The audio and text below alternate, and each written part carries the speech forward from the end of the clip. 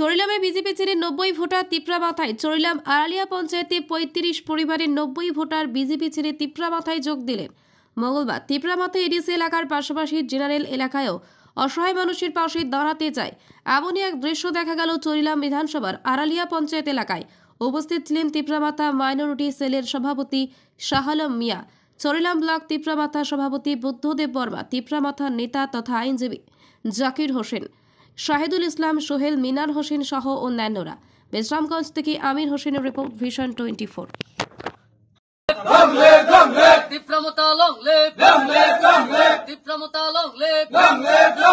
নবাগতদের জানাই স্বাগতম, স্বাগতম, স্বাগতম। আজকে নবাগতদের জানাই স্বাগতম, স্বাগতম, স্বাগতম। নবাগতদের জানাই স্বাগতম, স্বাগতম, স্বাগতম। তিপ্রামুথা কি, তিপ্রামুথা কি, মহারাজ পদ্ধতি কিশোর দেব বর্মন কি, মহারাজ পদ্ধতি দেব বর্মন কি।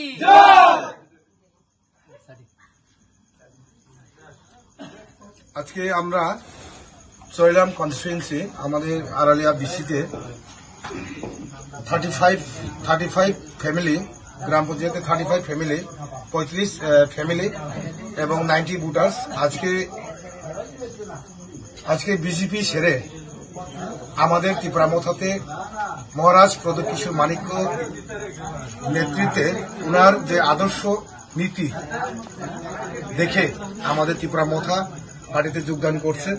তাদেরকে আমার অসংখ্য ধন্যবাদ এবং আমাদের এই মাইনরিটি সেলের চেয়ারম্যান শালম ভাইকে আমার অসংখ্য ধন্যবাদ, সোহেল এবং আমাদের মিনার ভাই, বিকাশ, জাকির ভাই এবং প্রণব চৌধুরী, প্রণব দা, সবাইকে আমার অসংখ্য ধন্যবাদ।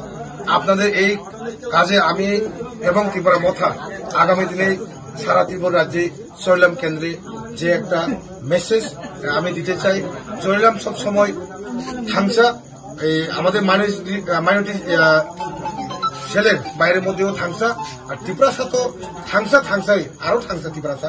তাই আমরা আজকে এই জয়নিং এর মাধ্যমে আমি বার্তা দিতে চাই আগামী দিনে তিপ্রামথা চরিলাম কেন্দ্রে 2028 তিপ্রামথার একটা সুবর্ণ সুযোগ।